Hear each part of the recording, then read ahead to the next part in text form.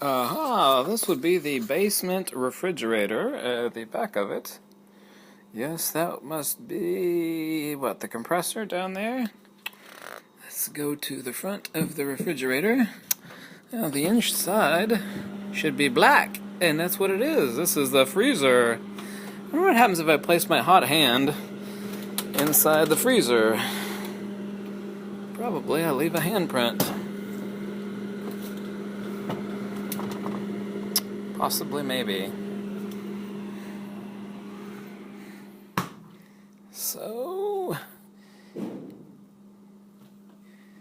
that'd be the basement freezer. What about the refrigerator? Bag of apples. Yes, yes, yes.